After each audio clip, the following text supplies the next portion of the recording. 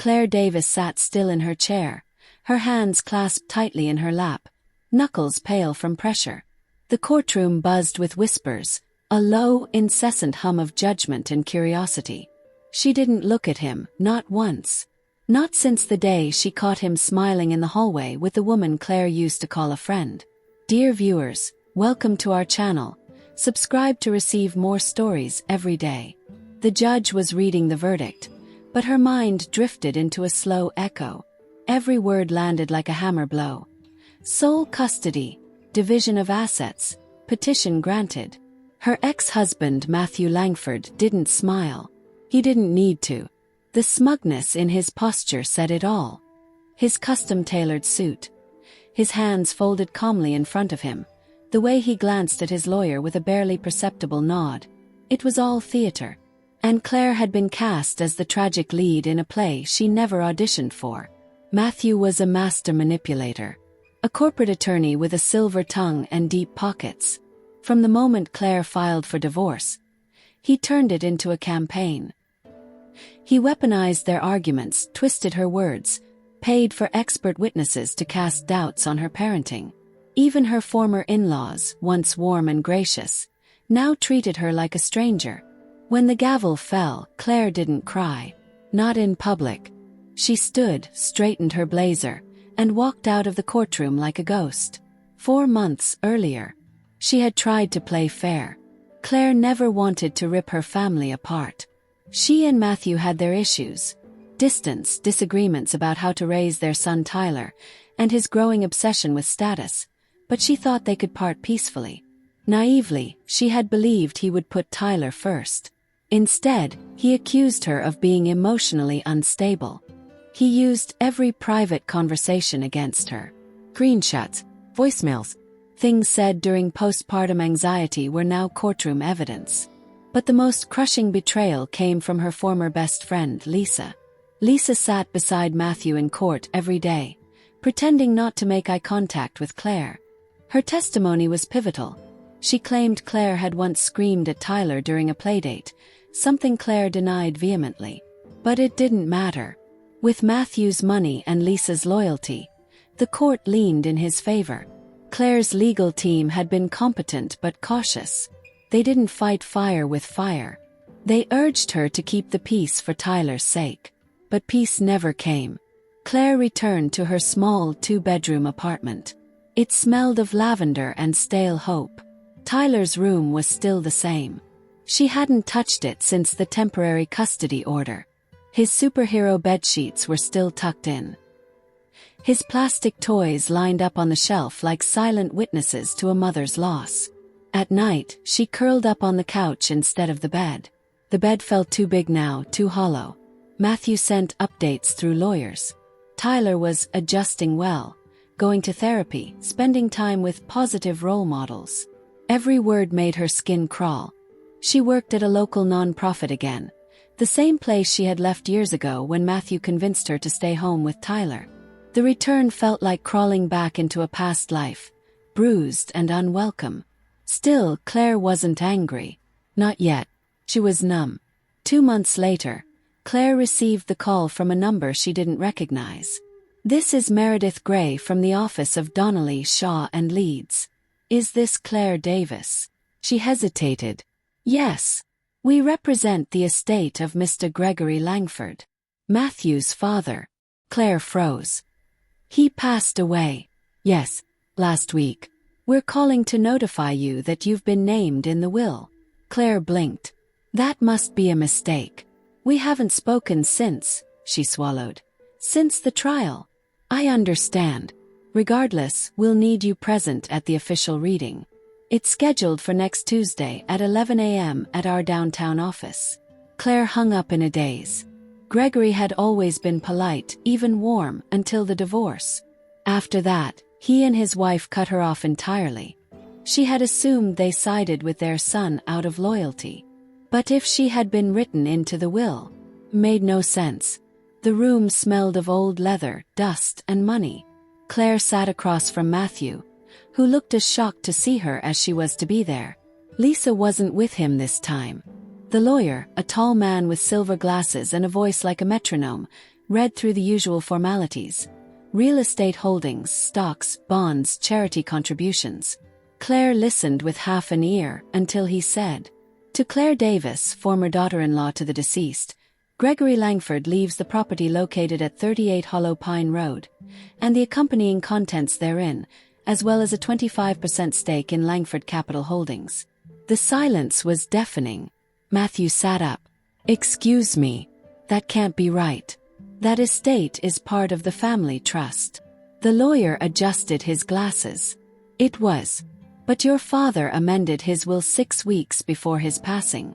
There's a clause here you may not be aware of." Matthew's eyes narrowed. "What clause?" The lawyer picked up a thinner envelope from the file and opened it. The final codicil was handwritten, notarized, and legally binding.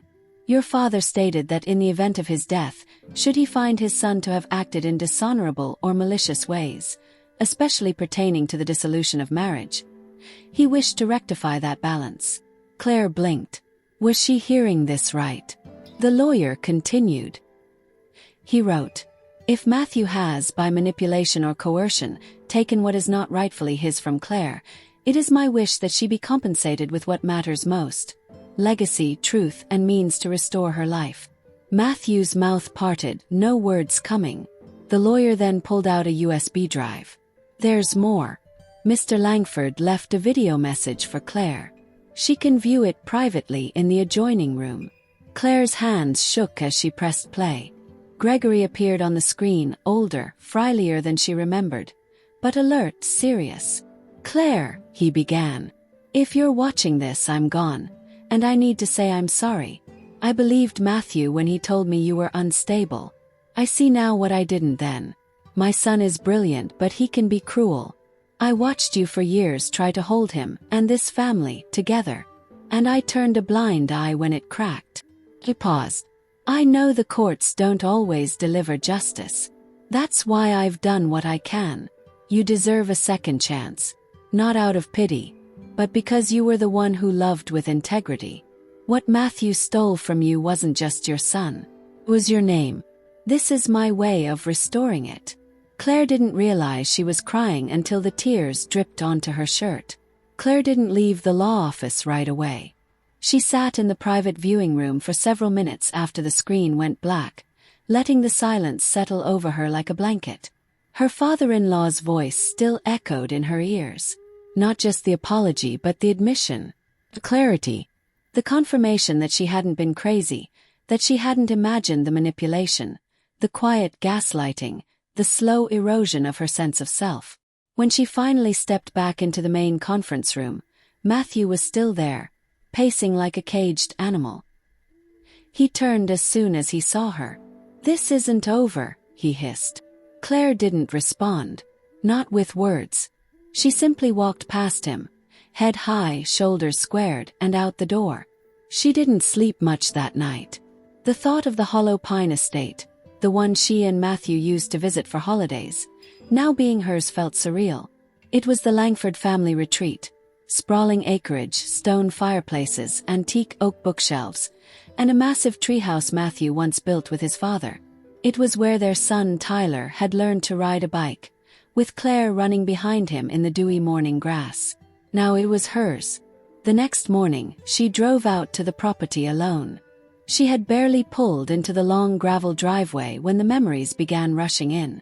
Tyler's laughter, the summer barbecues, the early morning tea on the porch while Matthew slept in. But there were darker memories too. Fights that started behind closed doors and ended in icy silence over dinner. Lisa pretending not to notice. Gregory saying nothing. The house was still immaculate. Someone had been keeping it up. Inside, the furniture was covered in protective sheets, but nothing had been moved. Everything was still exactly as it was the last time she'd visited, years ago, before everything fell apart. On the dining table, there was a sealed envelope with her name on it. Claire opened it slowly. "Claire, if you've come this far, then you've already seen the video. And by now, you understand why I did what I did. I want you to feel safe here. This house was built to be a sanctuary, and in my final years, I realized it never truly served that purpose for you. Hope now it can. Inside the study's bottom left drawer, you'll find a folder. It's not part of the estate. It's personal. What you choose to do with it is up to you. Gregory. Her hands trembled slightly as she crossed the hall to the study. The drawer creaked as she pulled it open. Inside was a thick folder bound with a red ribbon. She opened it. Bank statements, old emails, copies of text messages, photos, timeline. Claire's breath caught. It was a dossier. On Matthew. One document in particular stood out. An email exchange between Matthew and a man named Alan Rothman, a psychiatrist. In it, Matthew was discussing how to build a narrative of emotional instability regarding Claire, requesting specific phrasing to use in court, even though she had never been evaluated. The email was dated 2 months before the divorce was filed. Claire dropped the page, her hand covering her mouth. He hadn't just tried to win. He had orchestrated the entire thing from the start. He had planned her downfall. He had lied under oath. There was more. A voice recording. Gregory's own voice, talking to a private investigator. I don't want my son to go to jail. But if what you're saying is true, I can't let him destroy her life like this. Get me proof. Claire sat down on the leather armchair in the corner. The folder spread across her lap, heart pounding. The courts had ruled. The case had been closed. But what if she had this evidence during the trial? What if she brought it forward now? She called her lawyer, Melanie Ruiz, that afternoon. I need you to see something, Claire said. By the next morning, Melanie was at the estate with coffee in hand and her brow furrowed. I don't want to give you false hope, Melanie said after reviewing the documents. But this is big.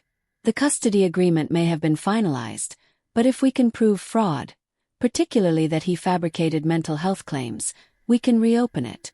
And potentially press charges for perjury. Claire's hands curled around the coffee mug. I'm not doing this to get revenge, she said.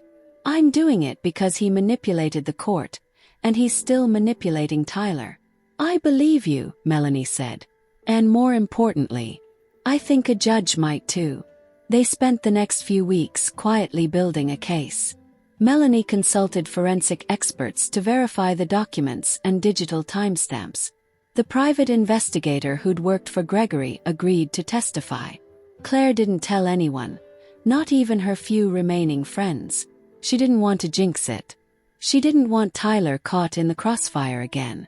But one night, while watching an old home video on her laptop, Tyler running through the backyard at Hollow Pine, laughing, hair flopping in the wind, Claire felt something shift in her chest. She had let Matthew win once. Out of fear. Out of exhaustion. She wasn't going to let him do it again. When the petition was finally filed, it was like throwing a stone into still water. Waves followed immediately. Matthew's lawyer called first. Then came the threats, the attempts to discredit her, the sudden requests for visitation reports and therapy updates. But this time Claire didn't shrink. She didn't flinch. She had proof. She had leverage. And for the first time since the divorce, she had power. 2 months after the petition was filed, the judge agreed to reopen the custody case. A hearing date was set. Claire walked into that courtroom not as a woman broken, but as one rebuilt. Matthew was there, of course, flanked by 2 lawyers. His expression unreadable. But when the judge acknowledged the new evidence, email manipulation, fraudulent psychiatric claims, and the breach of ethical boundaries, his mask began to crack. Claire's lawyer submitted the documents, then played the audio file. Gregory's voice filled the room once more. This time not as a grieving father, but as a witness. I know my son. He's brilliant, but he's a liar. And if you're listening to this, he's gone too far. Matthew's face paled. The courtroom was silent. Then Melanie stood and addressed the judge. We are not just asking for a modification. We are asking for a full reversal of custody based on fraudulent testimony, abuse of legal process, and a breach of both moral and judicial integrity. Claire looked over at her ex-husband as she sat quietly beside her lawyer. This time she didn't avoid his eyes. She met them. And for the first time he was the one who looked away. The hearing lasted 3 days. Every second of it tested Claire's patience, strength, and the control she'd spent months regaining. Matthew, unsurprisingly, fought back with everything he had. His attorneys objected to the new evidence, tried to call it inadmissible, even accused Gregory, his own father, of mental decline at the time of the recording. But the documents were too solid, the timestamps too precise, the chain of custody too clean. The judge wasn't swayed by theatrics. And Claire, calm, direct, and heartbreakingly sincere, told the truth without embellishment. When she described how Tyler had clung to her the last night before the handover, how she'd hidden her tears until the door closed behind him, how her son slowly stopped calling, texting, or laughing the way he used to, the courtroom shifted. You could feel it. Collective discomfort. A crack in the polished veneer of Matthew's defense. And then came Tyler's own voice. Melanie had fought hard to introduce a short video. Tyler, now 10, had recently sent a message to his court-appointed therapist. An honest, confused, heartbreaking message about missing his mom and feeling like he wasn't allowed to love her out loud. The judge agreed to hear it in chambers, privately. But whatever he saw, it mattered. When they returned to the courtroom the next day, Claire felt it. Shift. A weight moving. The judge spoke slowly, carefully, eyes scanning the room with measured gravity. It is clear to this court that material misrepresentations were made during the initial custody proceedings. The newly submitted evidence, particularly the documented attempts to falsify psychological instability and the admitted manipulation of testimony, constitute not only fraud but deliberate obstruction of justice. Claire didn't breathe. Therefore, the court rules in favor of the petitioner, Claire Davis. Full legal and physical custody of Tyler Davis is hereby restored to the mother. Visitation rights for the respondent, Matthew Langford, are suspended pending psychological evaluation and further review. There was a moment of pure, aching silence. Then Claire exhaled for the first time in what felt like years. She didn't cry. Not yet. Matthew stood stunned. One of his lawyers put a hand on his arm, whispering something, but he brushed them off. He didn't even look at Claire as he left the courtroom. She sat frozen for a few moments, as if her body didn't quite believe it was real. Then Melanie gently touched her arm. "It's over." Claire looked up. "No," she said. "It's just beginning." The reunion with Tyler wasn't perfect. It wasn't supposed to be. He was a child torn between two worlds, both of which had hurt him in different ways. But when Claire walked up to the school gates and saw him waiting, hands in his pockets, backpack slung low, something broke open in her chest. He saw her. His eyes lit up. And he ran to her. They held each other in the middle of the school parking lot for so long a teacher finally cleared their throat and looked away. That night, they returned to Hollow Pine. Tyler had only faint memories of the house. Mostly good ones. They explored it together. The attic full of dusty photo albums, the garden still overgrown, the treehouse needing a new ladder. Claire told him about Gregory's will, the message he'd left, the truth he'd helped uncover. Tyler was quiet for a long time. Then he whispered, "Did Grandpa believe me?" Claire paused. "What do you mean?" "I told him once. About Dad. How he yelled when no one was around. How he said if I ever told you, he'd make sure you never saw me again. I think Grandpa believed me. But he didn't say anything." Claire nodded slowly. "He believed you, honey. He just didn't know how to fix it. Until now." They spent the weekend rebuilding the treehouse. No phones, no media, no noise. Just mother and son starting over. 2 months later, Claire sat in front of a clean white wall in a modest conference room. Her nonprofit had grown rapidly thanks to the inheritance Gregory left. She didn't use it for herself. Not all of it. She funneled most of it into legal advocacy for women and families caught in custody wars like hers. Her new organization was called Clause 17, a nod to the codicil that changed her life. Today, she was meeting with a woman named Danica, a young mother, soft-spoken, desperate. Her ex had taken everything, even their baby daughter. Claire listened closely, nodded, and placed a hand gently over hers. "I know what this feels like," she said. "And I know how to fight." The door opened slightly. Tyler peeked in. "Hey, Mom," he said. "Ready to go?" "In a sec," Claire smiled. He gave her a quick thumbs up and disappeared down the hall. Claire turned back to Danica. Her voice was steady. Fierce. "We're going to get her back. I promise. Because sometimes, justice doesn't come in courtrooms. Sometimes it's in the quiet clauses. The ones no one expects. The ones that restore everything." Dear viewers, thank you for watching. If you like this story, please subscribe to our channel to receive more stories every day. Share with us what you think of this story and tell us where you're watching from.